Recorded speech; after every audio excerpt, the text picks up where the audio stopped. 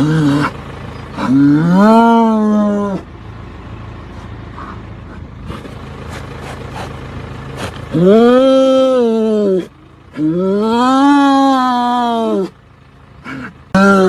mate's calling on the troops.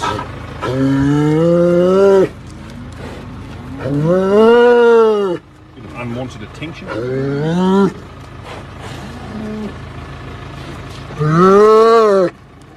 I'm very sorry you had to watch that video, but it's very important because Hitomi Mochizuki is defending exactly what you saw, and it's important that we open up with that. She thinks it's totally fine and gives all the permission, and there's nothing wrong with it for people to support the dairy industry, which takes away baby cows from their mothers on their first day that they're born, kills them if they're male, or sends them to become veal, and raises the female babies to go through the same repeated cycle. Until one day, after not producing enough milk for profit, they will be slaughtered. Yes, every dairy cow is slaughtered, and the veal industry only exists because of the dairy industry. Hitomi is also defending the purchase of eggs, where in the egg industry, they literally grind up baby male chicks alive because they won't produce eggs. They also slaughter all of the hens when they don't lay a profitable enough amount of eggs. Hitomi also thinks it's totally fine to bludgeon piglets to death by smacking them on the concrete and forcing pigs into a carbon dioxide gas chamber where they burn from the inside out for minutes. And she also thinks it's high vibe and fine to suffocate or stab fish to death. So who is Hitomi? She's a person who has been vegan, or shall we say plant-based, for longer than I have, for many, many years. And actually, in those beginning years, she did talk about watching a vegan documentary and being vegan for the animals. So on some level, we're not dealing with a person who's ignorant. We are dealing with a person who knows these things. Plus, we are also dealing with a person who's very spiritual and values love and peace and kindness. With those two things in mind, that is why I could not hold back from taking down this horrible anti-vegan speech full of misinformation. Because as a very spiritual, meditative, high consciousness person myself, I will not allow these wonderful things of love and spirituality to mask the promotion of unnecessary violence and cruelty. Let's visit a clip from Hitomi in 2020. I started out really interested in the health benefits of going vegan, and I eventually got to the documentaries and the factual things, the effects of animal agriculture on the environment. And I watched one documentary, it was a really sad one, called Earthlings. That one, I was just crying the whole time. It basically shows how animals are produced and turned into this packaged thing that we call meat, and it was just really, really heartbreaking to watch, and I did go vegan cold turkey. So let's see how Hitomi feels about what happens to the animals now. Quick disclaimer, this is not hate for Hitomi. I'm not calling for any hate to be sent her way. I'm actually a big fan of her YouTube channel and her spirituality. The one thing I ask is not to go give this speech more attention. Don't vote for it with your views and comments. Instead, comment on like her latest upload, or send her messages, or make comments on her social medias. And feel free to send her this video. I know this is a long video, but I'm hoping it can be a resource you can come back to whenever you're dealing with a vegan apologist or an anti-vegan making today's most trendy arguments against having compassion for animals, like colonialism though. Some people can't be vegan and you're ableist. Indigenous people exist. Poverty exists. My friend's uncle is a homesteader who hunts deer, and I know a vegan who rides on airplanes and uses toilet paper. I would never judge someone for eating someone. It's just your opinion. You have your opinion and I'll have mine, and we can exist peacefully together. All the arguments made are timestamped. One more thing before we begin. I'm 95% sure Hitomi watched this video by the Black Forager, which made a bunch of anti-vegan arguments not backed with any evidence, and then kind of regurgitated it. Some of it was almost like word for word. So I want to also send you over to Lifting Vegan Logic's video debunking that video. It is unbelievably sad when people make these videos with a bunch of claims not backed by any evidence, but they go absolutely viral because they support popular opinion and make people feel good about their bad and harmful habits and all warm and fuzzy, like, I don't have to change. It's horrible for the animals, and I just wonder sometimes if these people that do this are ever going to find out within their lifetime the harm that they've caused. And it is incredible to me that Hitomi, someone who has watched Earthlings and has at some point had a certain level of awareness about what veganism actually is, can be swayed this easily by these claims shared on the internet in viral videos without evidence. I don't know, but what I think I can shed light on is sort of what leads a vegan to become so uncomfortable to the point where not only do they never say a word in defense of animals, but they begin to encourage and applaud people for causing animal abuse and go on about how there's nothing wrong about it and they're not judging them. Okay, let's begin. So if you are not vegan, watch the free documentary Dominion on YouTube or at watchdominion.com. You can also watch the free documentary Earthlings, which is free on YouTube as well. And listen to the 20-minute TEDx talk, Every Argument Against Veganism. It'll answer all of your questions and any arguments you think you may have against having compassion for animals and not inflicting unnecessary violence upon them. These resources, as well as peer-reviewed scientific evidence proving that animal products are unnecessary, are always linked in my description. First off, we have to get clear on the difference between a fact and a view. A fact is a thing that is known or proven to be true. And remember, someone telling a story is an anecdote, and an anecdote is not even considered to be part of the hierarchy of evidence. A view or a viewpoint is to regard in a particular light or with a particular attitude. So to make things simple, it is a fact that eating animal products is not necessary for human health or survival at any stage of life. It is also a fact that what happens to animals to make meat, dairy, eggs, and seafood, no matter what, is always violence. It is a viewpoint that we ought not to cause unnecessary harm, cruelty, torture, and violence to others needlessly. I forgot to add in that this view is pretty much universally held with the exception of outliers such as mass murderers. Unfortunately, anti-vegans will convince themselves and others that those two facts I mentioned are opinions and viewpoints. Whether this is intentional or not, it is gaslighting. I have a video that explains gaslighting here. And I just wanted to film a little disclaimer update on my perspectives and views on veganism. First of all, I'm not a nutritionist. I just really believe in listening to your body, and I do get regular blood work, which I find super helpful so that I can really see if everything is in balance. And every single time that I've gotten my blood work done for the past 5 years, I haven't had any deficiencies. You can also check your thyroid and I believe your hormone levels, so that could be a great practice to try once a year, getting some blood work done. But I am not dogmatic in any area of my life, as you can tell. Here, Hitomi is implying that animal rights activists or vegans who stand up for the rights of animals are dogmatic. So we need to look at the definition of dogmatic. The Merriam-Webster definition of dogma is something held as an established opinion, especially a definite authoritative tenet, or a tenet or view put forth as authoritative without adequate grounds. I forgot to read the second definition, but it's really important. A doctrine or body of doctrines concerning faith or morals formally stated and authoritatively proclaimed by a church. So the word dogma is very commonly associated with church and religion, and so is the word preach. Of course, the first thing you think of when you hear the word preach is probably a preacher, which is the guy who stands at the front of the church.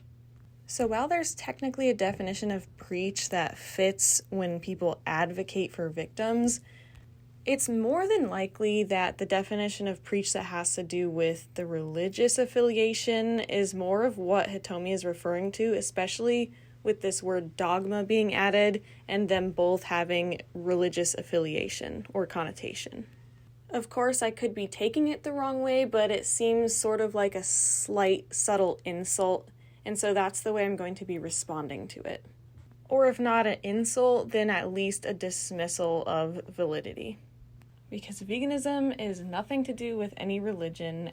So the Merriam-Webster definition of dogmatic is characterized by or given to the expression of opinions very strongly or positively as if they were facts. Well, I am not in a place to preach or thinking that I'm right about anything at all. This is just an odd thing to say because it implies that there is absolutely no such thing as truth or facts. And look, I do acknowledge there is a such thing as having your ego be attached to being right. But this usually does not apply to presenting facts and simply educating people. And even if the person educating does have an ego attached to being right, that doesn't take away from what they're teaching and the fact that what they're teaching is true or fact. Okay, let's go back to having a place to preach. If you call advocating for victims and spreading factual information and education about what is happening to victims preaching, then that is a very sad disservice to those victims. And once again, it's confusing fact for opinion. When you say that victim advocacy is preaching, it's very shaming. And why on earth would you want to shame someone for using their voice to speak up for and advocate for victims? Are human rights activists just preaching when they spread educational and factual information about child abuse or about human trafficking? I just know the wisdom that works for me. Now, there's nothing wrong with this concept if you're using it to make decisions that don't harm anyone and only affect yourself. But the wisdom that works for me could be a statement used for anything. Jeffrey Dahmer could say that killing and eating humans was the wisdom that worked for him. Me thinking, reality isn't really real, nothing really matters, and going around and just harming others because, whatever, morality is subjective, that could be the wisdom that works for me. The wisdom that works for me could also be eating nothing but French fries soaked in canola oil because they taste good. So that's clearly my body's wisdom telling me to eat it, right? That doesn't mean it's going to provide good health outcomes. That doesn't mean that peer-reviewed scientific health outcome data supports eating nothing but French fries and canola oil. And I think that there's no one size fits all when it comes to diet, lifestyle, spirituality. There's no one size fits all when it comes to diet is a very broad, overly generalized statement. It's an empty statement because it's overly generalized and also she didn't back it with any evidence whatsoever. So while of course people have different dietary needs based on allergies and health conditions, here is what all major dietetic associations around the world have stated after looking at the peer-reviewed scientific evidence when it comes to properly planned plant-based diets. They say that a properly planned plant-based diet is nutritionally adequate and healthy for all stages of life, including lactation, pregnancy, and athletes. Now, as far as I know, there is no, except for fill-in-the-blank kind of person at the end of this statement. And if you know something I don't, please educate me in the comments below. They also say that it can help prevent some of our top killing diseases such as heart disease, type 2 diabetes, and cancers. Now keep in mind that's whole food plant-based, not a bunch of processed vegan foods. But as of the peer-reviewed science that we have now, there is no nutrient that you can only get from an animal product that you cannot get from a properly planned plant-based diet. So while there is no one-size-fits-all diet plan that would work for everyone's individual needs, the logical extension of that does not conclude that some people need animal products while other people don't, because there's no evidence to back that claim. I just wanted to say that I share a lot of vegan recipes, but that's not me preaching about it.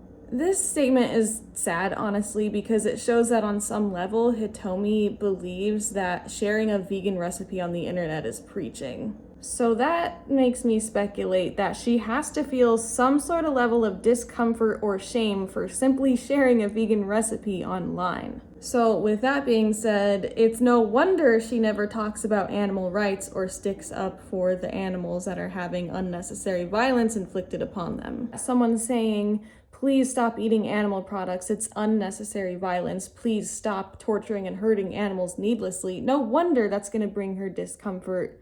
Sharing a recipe online brings her discomfort. One of the main reasons I love watching Hitomi's content is because she talks so much about healing trauma. So unfortunately, I feel like there's still some underlying trauma that she hasn't healed or maybe noticed yet that makes her feel like sharing a recipe online is something she needs to feel ashamed about or to label as preachy.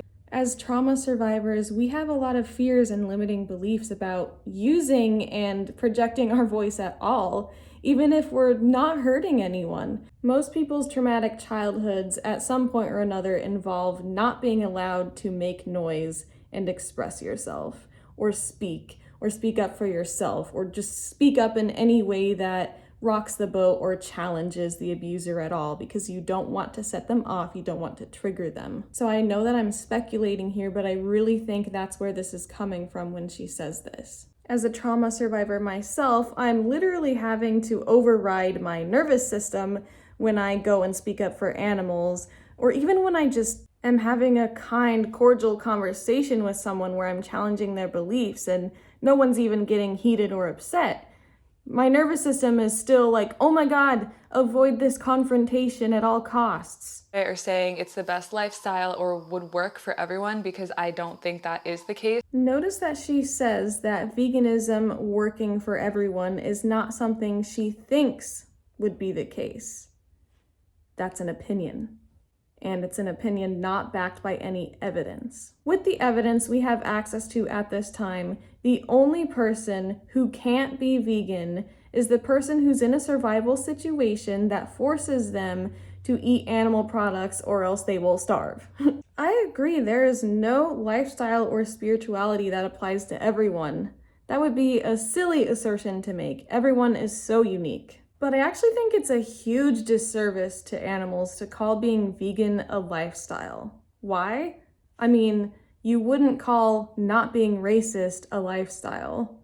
You wouldn't call not abusing children a lifestyle. You would just call them a healthy person who isn't troubled enough to the point of harming others. So look, it makes sense to not want to assert that a lifestyle of meditation and healing isn't better than any other and every other lifestyle or religion if both lifestyles being compared are not harming anyone. But what doesn't make sense is to call not harming others a lifestyle, but also being too afraid to assert that not harming others is better than harming others.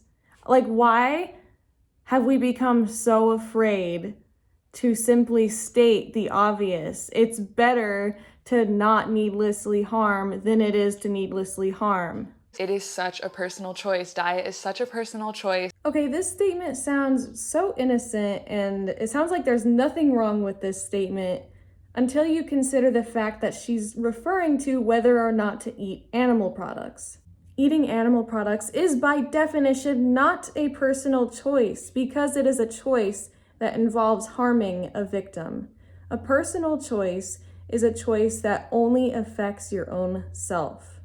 And it took me a while to realize that what someone else is eating literally might not work for me. And when I first went vegan, there were so many vegans online, and I tried all of their respective diets, and a lot of them didn't work for me. I went high carb, low fat, I went raw vegan, I went raw till 4, and none of that worked. What worked for me was just eating in balance and eating healthy versions of everything that I craved, eating fats, eating proteins, eating carbs. Of course, whatever fad diet a YouTuber claims they're doing might provide poor health outcome if you yourself try that fad diet. That's why these fad diet YouTubers are doing a terribly unethical thing, and that's also why you don't go to YouTube for legitimate advice on what to eat. You would go to a plant-based nutritionist or dietitian and you would look at the peer-reviewed scientific evidence, what that says to eat. Unfortunately, these YouTubers with no credentials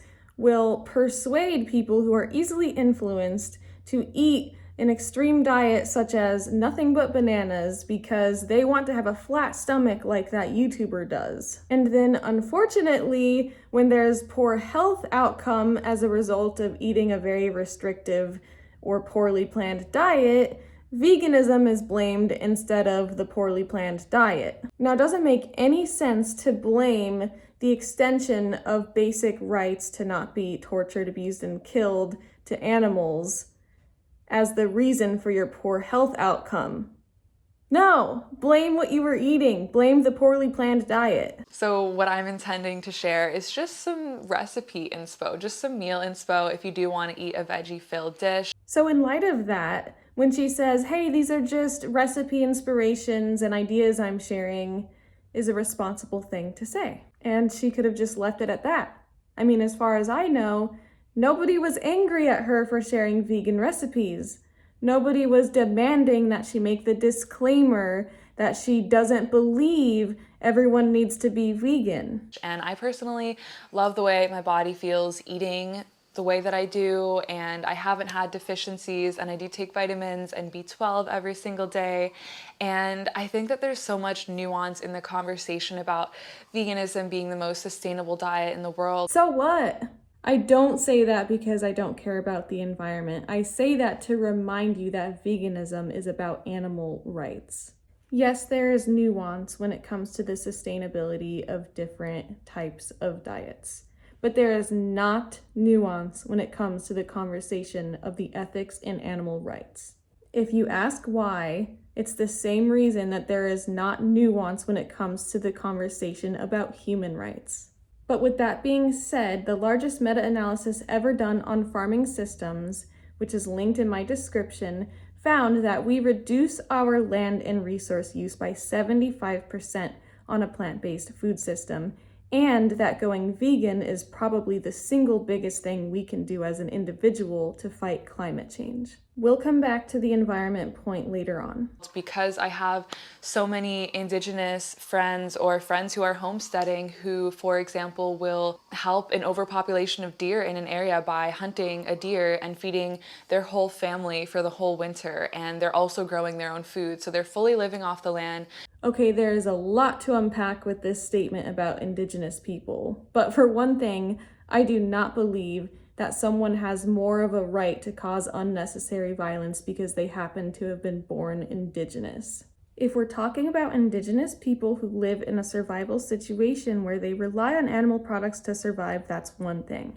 But what I believe she is referring to is her friends who happen to be of indigenous descent and who hang out with her, so presumably they probably have a similar access that she has to grocery stores and plant-based food. I can't and won't make assumptions about their living situations, but it really sounds like Hitomi is solely using the contents of their DNA as a free pass to not give moral consideration to animals. The other side of this is that non-indigenous people frequently use the situations of indigenous people who are in survival situations as moral justification for they themselves to eat animal products, which is ridiculous. Look, I don't have a lot of friends because I'm an animal rights activist, but if I was hanging out with an indigenous person and hypothetically they started using an animal skin drum, I would give them the same respect, authenticity, and accountability that I give to literally everyone else, and I'd say,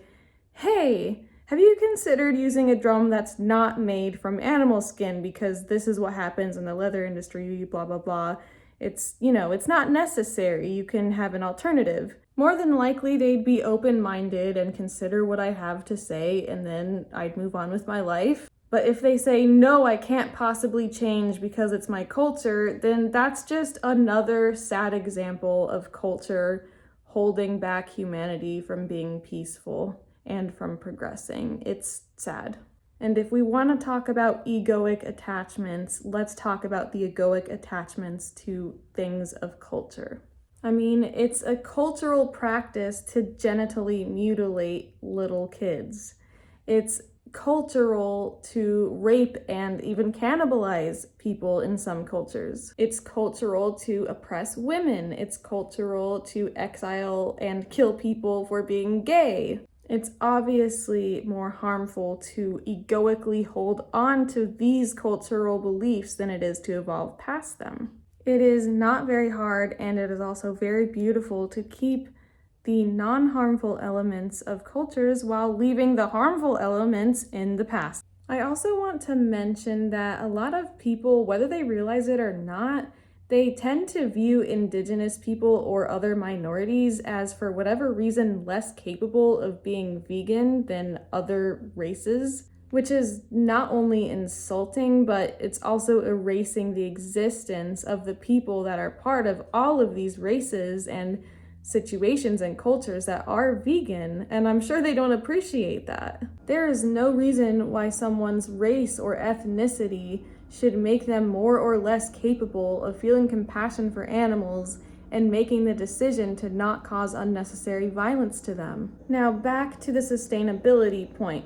Just because it would be more sustainable for a person to live in the woods and grow their garden as well as hunt animals, that does not mean that it's obviously available for the vast majority of us to live that way. And similar to pointing to indigenous people, people will point to these rare individuals who can live in the forest and hunt as a moral justification for themselves to go into the grocery store and buy animal products, which doesn't make sense. And even though that rare individual is probably living more sustainably than your average vegan who has to go to the grocery store, that doesn't take into account the rights of the deer to not be needlessly killed when it is not being done for the person's survival. That individual who has the ability to live that way, they have to have some sort of resources to pay the taxes on the land that they're on, or I don't know what all goes into it, but I know that it's not easy, and if they can do that,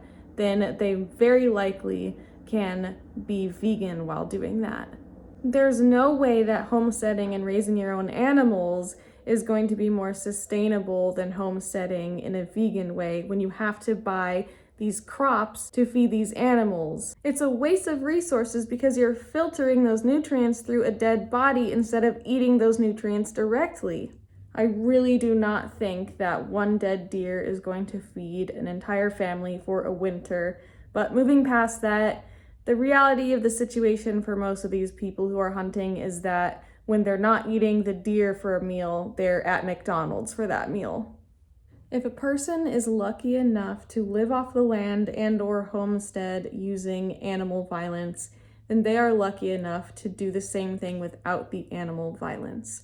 We gotta look at these situations and really discern what the person is doing as a hobby and for taste pleasure versus what they're doing for survival. Not causing a detrimental impact on the wild animals around them. I couldn't help but notice that she stuttered before saying animals because I think subconsciously she knows that what she's saying is not true. Because obviously killing an animal makes a detrimental impact to the animal. You're doing the worst possible thing to them, which is taking away their life entirely. Please listen to this podcast episode by Earthling Ed for an entire debunk of the hunting arguments. One example of how hunters are actually supporting deer breeding operations, even though they claim to be trying to help overpopulation, is they will buy deer scents from deer breeding farms to attract the deer that they are hunting. And besides, common sense will tell you if hunting really fixed the problem of overpopulation, we wouldn't still have the problem of overpopulation after decades and centuries of hunting. And how come the money from your hunting license sometimes goes to clear-cutting land, which makes the ideal habitat for deer to thrive? And why are there hunting retreats on deer breeding farms? I mean, that rabbit hole also goes deep. Because we all cannot right now start living off the land, the logical thing to promote would be being vegan and doing your best to shop locally. And they're not supporting the transportation of goods all throughout the world by buying in grocery stores. They're just fully living off the land. The statement against importing goods from other countries is very hypocritical, considering that animal feed is imported from other countries and soy is grown in Brazil, knocking down the Amazon rainforest for cattle ranching. You can actually morally justify growing, say, a type of fruit in another country and then importing it rather than trying to grow it where you are, because they are more easily able to grow the fruit there with less resources. I think that factory farming is really unsustainable, but it also makes food accessible to people in low-income areas. There is a legitimate lack of healthy plant-based food options in areas of poverty. When you look more into it, you will learn that the government has purposely placed fast food places with fried, unhealthy animal products in these kinds of communities. They also make sure that there's no grocery stores available. There's a very good documentary about this called "They're Trying to Kill Us." Another thing is that they will place slaughterhouses in these communities. Why? So the more affluent people getting their animal products from Whole Foods don't have to suffer the cancer-causing consequences of living by a slaughterhouse, and they don't have to see the violence, and they don't have to work in these places. This rabbit hole leads you to discover the many ways animal agriculture violates human rights and destroys the planet, deepening the reason why it is not a personal choice to support these industries. It's definitely not something we should advocate for the continuation of. The existence of the problem of poverty is not an argument why someone who's perfectly capable of being vegan doesn't need to be vegan. It doesn't make sense. And it also doesn't make sense to use the problem of poverty to shit all over the vegan movement and to shit all over animal rights, especially considering the animal agriculture industry's hand in worsening these problems of poverty and conditions of impoverished people in the first place. I forgot to emphasize this point. Remember the largest meta-analysis ever done on farming systems, how it shows that we reduce our land and resource use by 75% if we had a plant-based food system?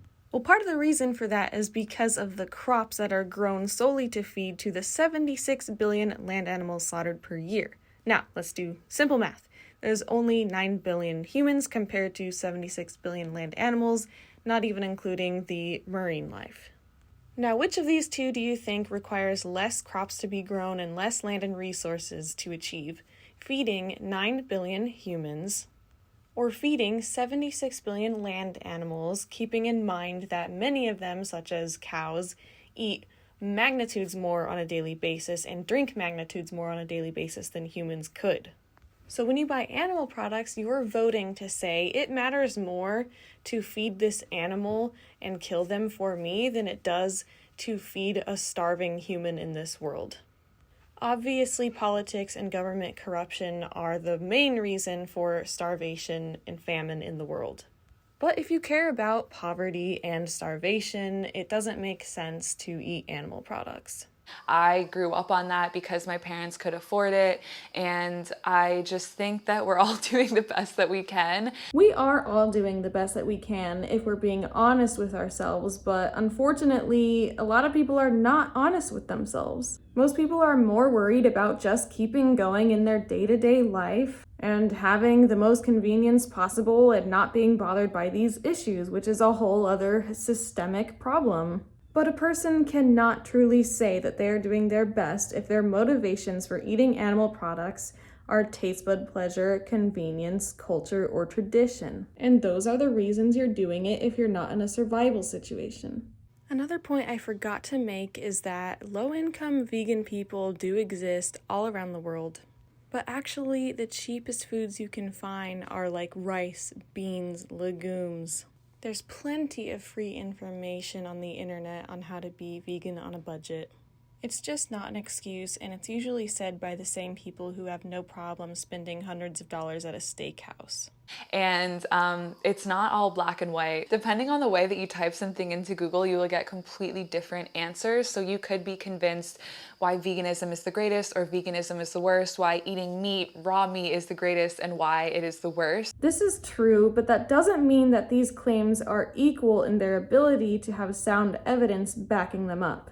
But ultimately, hopefully you can find a good source of information and also just tune into your body, look at your own blood work. There's so much context that people don't see. Like if you've struggled with disordered eating, maybe cutting out big chunks of your diet isn't going to be healthy for you. This statement is an eraser to all of the people who have overcome eating disorders without causing unnecessary violence to animals. It is not accurate to say that being vegan is cutting out major food groups. There are replacement alternatives for every animal product. So you are not cutting them out if you are replacing them. If a person who is struggling with an eating disorder does not want to cause unnecessary violence to animals, then they won't. Being vegan in itself is certainly not automatically cutting out major food groups, but I think she's referring to the fad diets she mentioned earlier, which is very frustrating. It is false and dangerous to conflate these crazy fad diets with veganism. And I think that attaching to a label also isn't healthy. Well, that's the unfortunate thing about society. Unlike being anti-racist or anti-child abuse, being anti-animal torture is given a label when it should really just be considered normal. The label should be given to the ones that cause the harm, just like we label racists and child abusers. I just like my veggies. That's what I tell people if anyone's ever like, oh, is it okay if I eat meat around you? Because a lot of my friends aren't fully vegan. There's no such thing as being partially vegan. You're either against animal cruelty or you're not. To help you understand this, there's no such thing as being partially against child abuse. And if you wouldn't be okay with someone eating a dog or a cat or a human around you, why be okay with them eating other animals? And I'm just like, yeah, I just like my veggies. It's not my business. That's how I feel. I'm just minding my business. Well, it probably would become your business if you were the one having yourself forcibly impregnated, having your baby taken away from you right after birth, having that baby killed because they're born male, and then you being killed after you don't produce enough milk, such as in the dairy industry. It would become your business if you were the one raised on a homestead and then had your head chopped off in their backyard, or if you were the one having an arrow shot through your heart. Take any other social justice movement. I mean, even if someone was simply kicking a dog in an alley while you were walking by, would you tell them to stop? Would you call the police? Or would you simply just continue walking and tell yourself that's not my business? You are encouraging and normalizing the violence and spreading a message that it is more important to avoid causing temporary discomfort in someone's feelings than it is to avoid causing unnecessary violence and the permanent ending of lives. If you want to find a more intense vegan voice, I'm sure you can on YouTube. I'm just not going to be that. As an animal rights activist myself, I think that is a bummer because you are so loved on the internet and hundreds of thousands of people would take you seriously and listen to the animal rights message coming from you. So that's a huge loss for the animals. But I understand activism is not easy with the bullying and backlash you can get from it. But like I said before, you could have just stuck to sharing the vegan recipes. You didn't have to go on and encourage unnecessary violence against animals. Earlier, she said intense vegan voices. Does she believe that human rights activists are intense? Their voices are intense?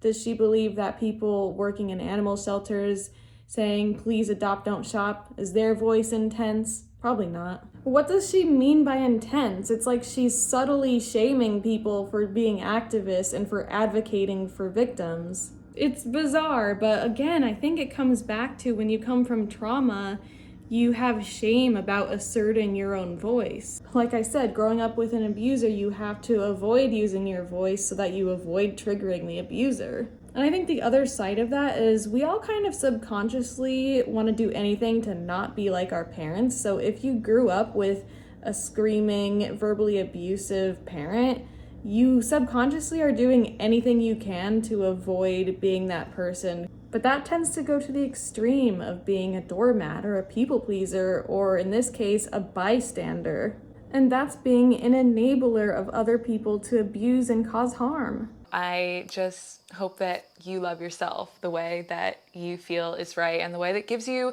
the most energy, the best digestion, the clearest skin, and also aligns with your ethos, or finding ways to do that. I didn't pick up on this before, but I looked up ethos, and it means the distinguishing character, sentiment, moral nature, or guiding beliefs of a person, group, or institution. This word gives me church vibes, just like preach and dogma. She's telling people to eat based on just what they believe. So basically, for cannibalizing tribes, it's totally fine for them to eat humans because that's just their ethos. All she's concerned about is that it aligns with their own ethos, not, whether or not there might be victims involved. Essentially, Hitomi is saying, look, we just have to look to our religious beliefs for what to eat, ignore peer-reviewed scientific evidence-based nutrition, ignore the professionals, and ignore any moral consideration or rights of victims if you decide to eat a sentient being. It is dangerous within this context to say, do what you feel is right or what your body feels good. Because again, I'm sure Jeffrey Dahmer's body felt really good when he ate those people he killed. Ideally, everyone would have a farm and chickens if they eat eggs or chicken, and, a few cows, and have that be their lifestyle. This is a very strange thing to say, that everyone in an ideal world would be having their own chickens and eating their eggs and killing them. I don't see how needlessly slitting throats is how you envision an ideal world. I envision an ideal world as everyone having their own gardens and being able to barter for foods they don't grow themselves, or community gardens. I envision love and peace and people not having to have a 9-to-5 job just so they can exist. Chickens gasping for air while they slowly bleed out is not what I see when I envision an ideal world, and maybe Hitomi hasn't seen footage that showed that, or maybe it's been too many years since she last saw it. Because that is a weird thing to say. Imagine if she was saying, in an ideal world, we'd all be raising and eating our own dogs. How ironic is it to say that 9 billion humans should ideally be raising their own chickens and cows? We'd have a similar situation to the one we have now as far as the amount of animals we would need for that. And it would never work, especially if all of these animals are on grasslands. We just don't have enough land and resources for that. Remember, people who eat animal products slaughter hundreds of animals per year, not just one. But it's just incredibly inaccessible for people at this day and age, and I think that colonialism just has a really big part of context in all of this story, because Indigenous people were eating animal products in a sustainable way for a very long period of time. That's a whole other video. I have to jump in and say that's because there was not 9 billion of those Indigenous people doing that. Oh God, there are so many more similarities between animal agriculture and colonialism than veganism and colonialism. There's videos that really go into depth about this, but just as a quick logical explanation, colonialism is all about going and taking over other people and raping and pillaging them and asserting your will over them.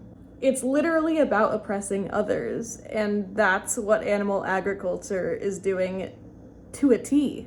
Veganism is a stance against oppression and violence. It opposes taking over and invading the rights of others. You can be of the highest service when you are feeling most optimally and you are full of vibrant life energy. So I hope that you're finding things that bring you to that place. And just a reminder that all that we're taking in through our senses is food, is nourishment. And I hope that you're filling your eyes and your ears and your senses with just beautiful, high vibrational things that make you feel good. Do you think that slaughterhouse footage footage of a hunter shooting a deer and then that deer's companion coming up to the dead body and finding out their companion is dead now? Do you think the family farm grass-head slaughter on site situation I showed at the beginning, do you think all of that is high vibrational content to consume?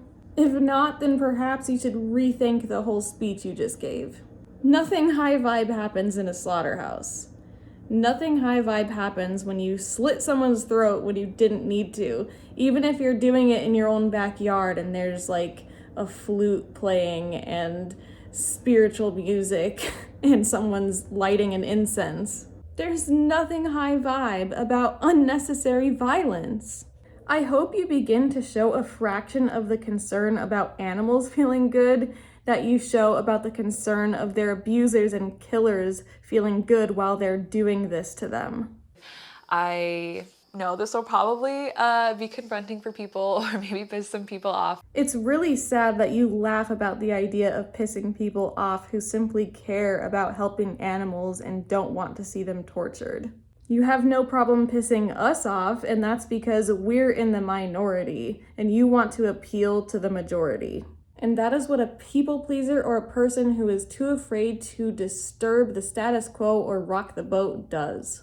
And it's sad because you can just live how you were living without going on these speeches spreading misinformation. But this is just how I feel, and I love having a nuanced mindset around most things. You would not have a nuanced mindset if you were the one being pushed into a slaughterhouse, or if your friends were, or even if a dog was that you bonded with.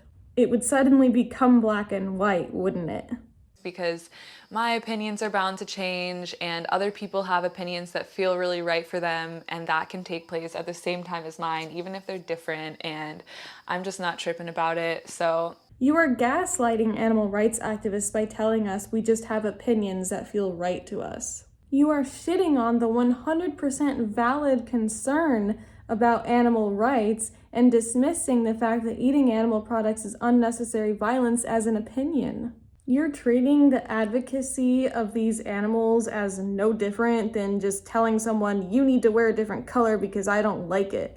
You're dismissing the urgency and validity of the plight of animals and pretty much mocking the people who have PTSD from witnessing slaughterhouses. You're mocking us for feeling very valid feelings as a result of seeing this violence that has given us PTSD, and for having a strong and confident advocating voice for these victims because it's easier not to.